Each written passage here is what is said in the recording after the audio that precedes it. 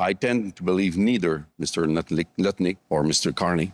We've got another one calling out Carney. Welcome back to Moose and Loose. Today, we've got Yves-Francois Blanchet, the Bloc leader, calling out Carney for using the entire trade deal for political reasons. We've got Danielle Smith on CTV, among some other stuff here. Let's jump into this. Starting this episode off from the Financial Post, we have Canada's economy posts fastest growth in 3 quarters. Statistics Canada also makes upward revision to first quarter GDP. Now, what's really going on here? It's not this flowery story being painted by the Financial Post, which is being shared by Mark Carney on his Twitter account. Now, to answer this question, we're jumping over to CTV. We've got Danielle Smith in the first segment here, which we're going to skip over, but she basically is pushing back why we're not going to cut off oil to America, because as I've mentioned on here, America will apply the same tariff on that oil flowing through America up Line 5 back into Canada, into Ontario and Quebec. So it doesn't make sense. It's ridiculous. We would be punished at an equal or higher level if we did that. Talking about the things that we can do to support each other, and that's not one of them. This week, you came out with a statement that suggested Canada really needs to be careful with what we do in terms of retaliatory tariffs that could end up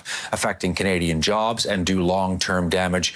As you know, your statement had a somewhat different tone, if I can say, than most other provinces and the federal government that were perhaps more assertive about the need to fight back. Any concern that your statement might be out of step with where Canadians are right now, Premier Smith, just in terms of where we're at in this showdown? Well, I understand the necessity of it because I think that there does need to be some kind of response. However, I just think that what will happen in the coming weeks is that we will realize how harmed our own Canadian businesses are because of the counter tariffs. We've already done an assessment. $1.5 billion worth of Canadian or Alberta goods are subject to the U.S. tariffs. 4.8 billion are subject to the counter tariffs that are going to be impacted. We've got lots of businesses that import, whether it's raw materials or whether it's products that are intermediate goods to be able to make products here for Canadians. And so that's why we're concerned. So we'll be, as we did last time when we had problems with frac sand and steel and coil tubing and steel beams that found itself subject to these kind of Canadian counter tariffs that were impacting our businesses. We'll work through the various support programs to try to mitigate the harm. But I think you'll start seeing more of those stories coming out. And that's why I often say no one wins a trade war.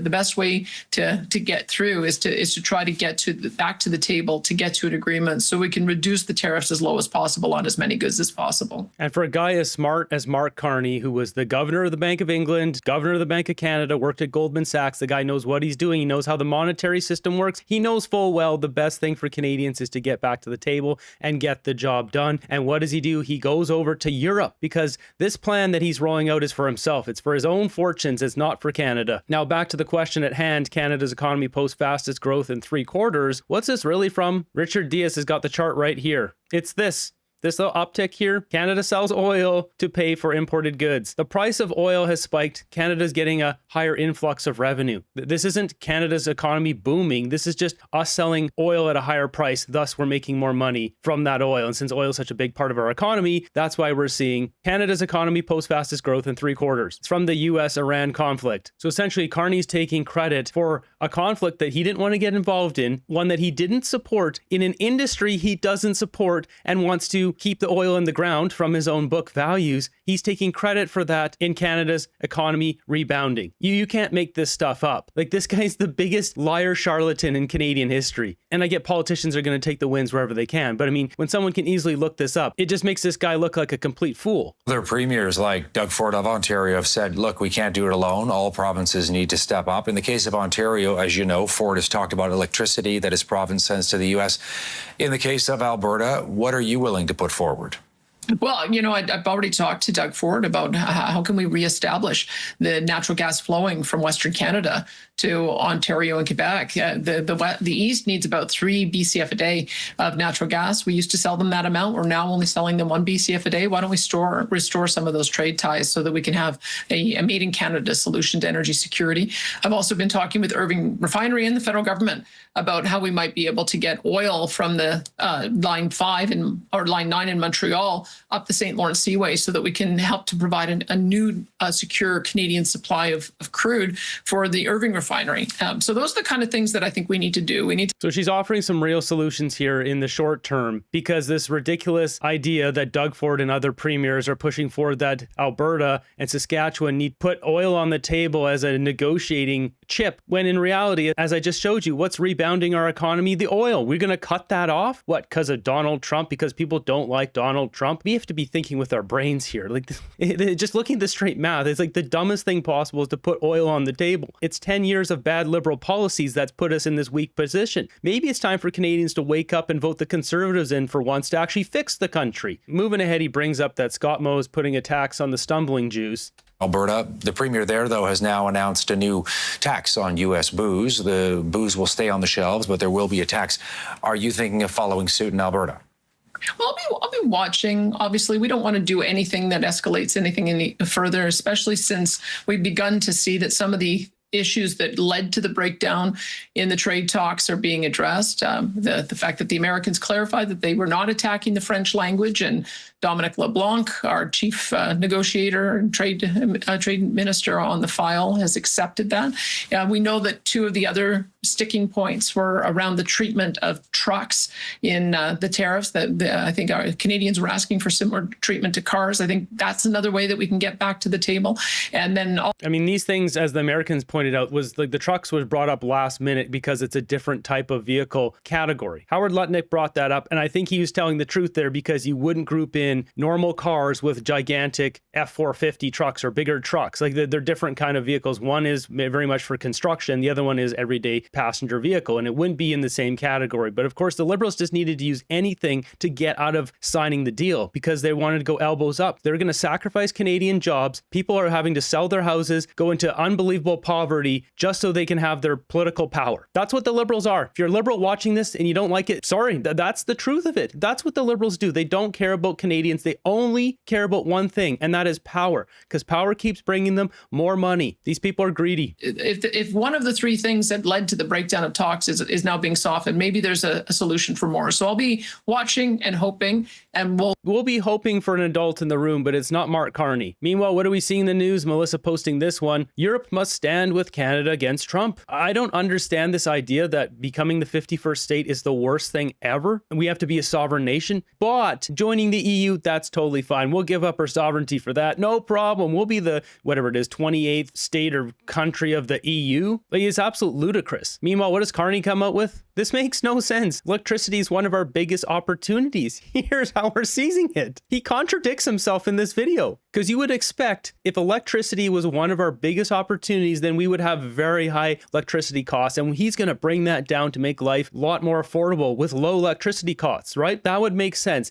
If we had the highest in the world, this is an opportunity. What does he have to say? Electricity is one of the biggest opportunities of our generation, and we will seize it. Our government has a new plan to double Canada's electricity output by 2050. That's ambitious, but achievable if we work together. Canada already has an enormous advantage. We have some of the lowest electricity costs in the world, and over 80% of our grid is already clean. That's right. We already have a very close to net zero or eco-green grid with some of the lowest electricity costs in the world. Well, what's he going to do? He's going to continue pushing into it. It makes no sense unless you look from the perspective of his Brookfield Global Transition Fund. He wants to have as much electricity as possible to power all these electric vehicles to boost the value of his fund. And not just electric vehicles, it's the windmills, it's all the stuff. He wants to push everything into that because Brookfield's becoming a world leader in that. They want to have green credits on all this green electricity, and anything that isn't, you're going to have to pay the carbon piper. That carbon credit, it's going to cost you something if you're not eco and green. Regardless though, this comes down to electricity and things that it powers. Electric vehicles. Right now, it's impossible to have Canada with a population of all electric vehicles because we don't have enough electricity. This is his own selfish pursuits once again. We will build on those strengths by supporting major clean energy projects, by connecting the electrical grids across. He has an electric vehicle right there. It's right there in his own video. We already have low electricity costs. Maybe he should be focusing on something else that helps Canadians, but this is just to help himself. Now, one person who's not having any of Carney's nonsense is Yves Francois Blanchet, calling out the guy today. What do you think of what Howard Lutnick said, who said that Mark Carney is using the French language for election purposes to influence the outcome of this by-election? Well, I believe that Mark Carney, has created a story to make himself the hero of all of this negotiation. And Lutnick has his own version of what happened. But I want to remind people that the New York Times, and these are experienced, rigorous journalists, presented one version where the issues relating to culture and language had been proposed as, a trade for something else. The issue of discoverability in Quebec language and culture, that was not an issue for Canada because the French language and culture use the same platform as the English language and culture issues and programs. Yeah, this is embarrassing when you have the Bloc, the French leader, saying this wasn't a problem. This was nothing. This was a nothing burger. Carney, I mean, he said it himself. Carney is doing this to look like the hero. It's all political. The Liberals are the most selfish people on planet Earth. They are self-serving. They don't give a rat's about Canadians. When will people wake up and realize that? So we're talking about extraordinary artists in Quebec that need those platforms. So I rely more on journalists than on Mr. Carney and Mr. Lutnick to know exactly what occurred, and I rely on Quebecers' judgment in this by-election. This was worded in a way by Carney, in a way that he knew that people would take it a certain way, an attack on the French language, that we can't trade with whoever we want, because he left it so vague. It is deceiving. It is despicable. It is not prime ministerial. This dispute over French during this negotiation. What do you think about this? English, Canadian culture, and American culture are carried, conveyed, presented, offered by the same huge USA-based companies. Quebec is different. Quebec is French. Different language, different culture. When there's a report in the New York Times, which we can certainly not suspect of being dishonest or not respecting the rules of the job of being a journalist, I tend to believe neither Mr. Lutnick or Mr. Carney, because they both have an interest in what people will believe or not at the end of the day. I will rely on reporters, and mainly I will rely on the only persons who carry Quebec culture, and it's the good judgment of Quebecers. What does that bring us up to? 6, 7, 8? We got to be at least 8 or 9 now. People just calling out Mark Carney, whether it's news anchors in America, it's congressmen, Republicans, the entire Trump administration calling out Carney for his charlatan lies. Our country's a complete embarrassment with Carney at the helm. I would believe that nut Lutnick way before I would ever trust Mark Carney as to say. Exactly. I don't think Lutnick is the most trustworthy guy either, but I'm definitely believing more what he's saying versus anything Carney would say. We know he's a chronic liar. Now, we got Polyev calling out Carney today. We've got this graphic here. Canada's projected economic growth 4 times slower than global average. What's Carney pushing? Canada's economy posts fastest growth in 3 years. From the oil industry, the one that he's demonizing. Polyev pointing out Canada's deindustrializing and falling behind the rest of the world because of 11 years of liberal anti-development laws that Carney keeps in place. The problem here is you have a lot of older liberals who aren't working. They're super rich. They're cushy. Like, they don't pay attention to anything else. They're watching CBC. They're indoctrinated, brainwashed. But the real question is why is the working public voting for Mark Carney? It's one thing if you've been indoctrinated your entire life and you're not seeing the problems firsthand. You live in a nice neighborhood. You don't have all the terror lords fleeing around, busting into houses, stealing cars. But what about the working public? Why are they still supporting this guy? I don't know. I can't understand it. It's beyond logic and reason. Now, back to this interview on CTV. We got Danielle Smith being asked about the referendum, and it's still going forward.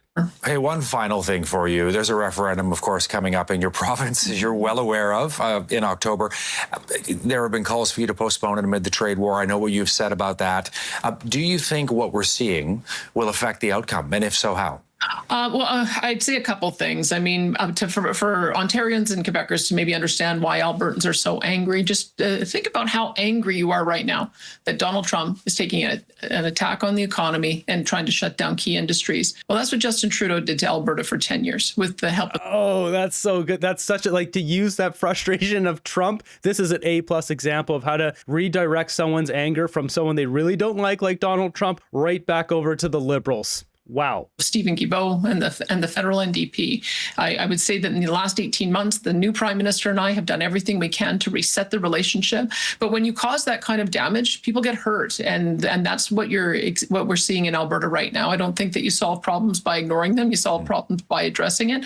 But I think that the more that we talk about how we're resolving it, how we're working with Canada in a productive way, how Canada is working for us and we're working for them, and it's a team effort. I think that might have an... Yeah, I don't think there's any team effort. Carney's got to go. She's got to say what she's got to say being premier. Comes down to it, she's not canceling the referendum, which is good because it applies more pressure to Carney.